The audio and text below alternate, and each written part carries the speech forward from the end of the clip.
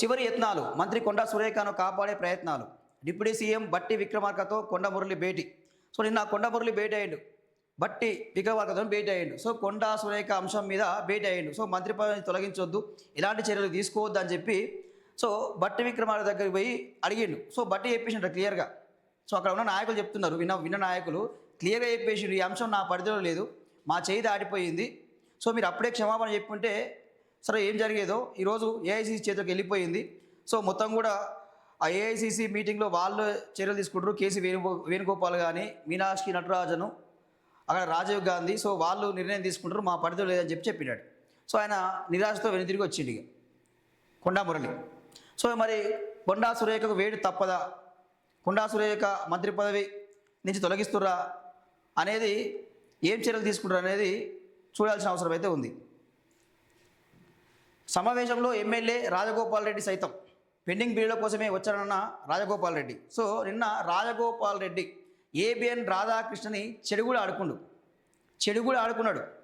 చలో రాధాకృష్ణ, ఏబిఎన్ రాధాకృష్ణ, తెలంగాణ నాయకుల మీద ఇష్టం వచ్చినట్టు నువ్వు కొత్త పలుకు అని చెప్పి చెత్త పలుకులు రాస్తే నీ మూతి పనులు రాలుతాయి, గుర్తుపెట్టుకో.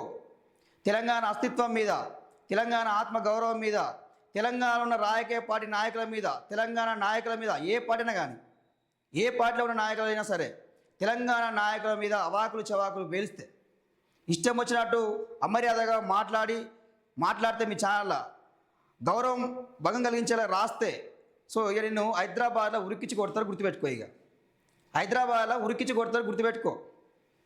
నిన్న రాజగోపాల్ రెడ్డి స్పష్టంగా చెప్పిండు, ఏబిఎన్ రాధాకృష్ణ ఒళ్ళు దగ్గర పెట్టుకొని రాతలు రాయి, లేకపోతే ఒళ్ళు సిద్ధపండు అవుతా అన్నాడు. ఆయన భాషలో చెప్పాలంటే నీ వీపు సిద్ధపండు అవుతా అని చెప్పిండు.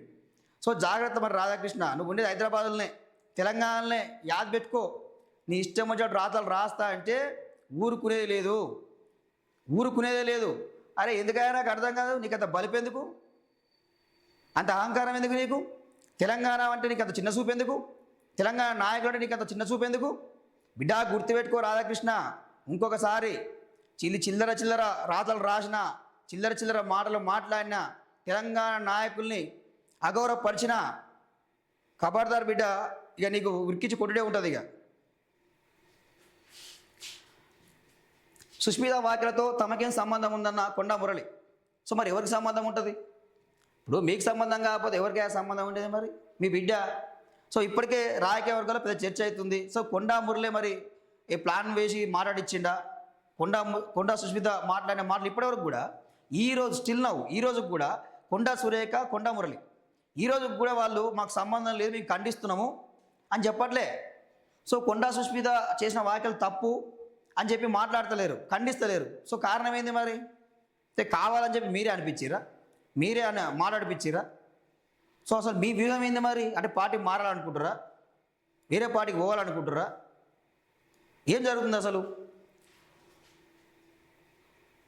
తన బిడ్డ ప్లాన్ బి ఏంటో తనకెలా తెలుస్తుందని వాక్య. మరి ఎవరికి తెలుస్తుంది? ఎవరికి తెలుస్తుంది మరి? ఇప్పుడు ఫ్యామిలీ, కొండా ఫ్యామిలీ పాలిటిక్స్. మీ బిడ్డ ఇంట్లో ఉంటారు, ఏం మాట్లాడుతుందో ఏందో, ఆ ప్లాన్ ఏందో నాకెట్లా తెలుస్తుంది అని చెప్పి ఎవరు నమ్ముతారా? ఈ మాటలు నమ్మేటట్టు ఉన్నాయా? అబద్ధం ఆడినా అతికినట్టు ఉండాలా? కొండా మురళి అంటే టెర్రర్, తోపు లీడర్. కానీ మరి ఈ మాటల వెనుక ఆంతర్యం ఏంది మరి? ఇంత చిల్లర రాజకీయాలు ఏంది? ఈ బెదిరింపు రాజకీయాలు నడుస్తాయా? క్రమశిక్షణ కమిటీ నివేదికను అధిష్టానానికి పంపిన పీసీసీ చీఫ్ సురేఖపై నిర్ణయం ఇంకా అధిష్టానం కోర్టులో అని చెప్పి తేల్చి చెప్పేసిరిగా.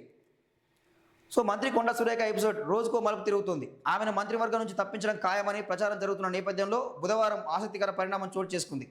సురేఖ భర్త మాజీ ఎమ్మెల్సీ కొండా మురళి ప్రజాభవన్కు వెళ్లి డిప్యూటీ సీఎం బట్టి విక్రమార్కతో భేటీ అయ్యారు.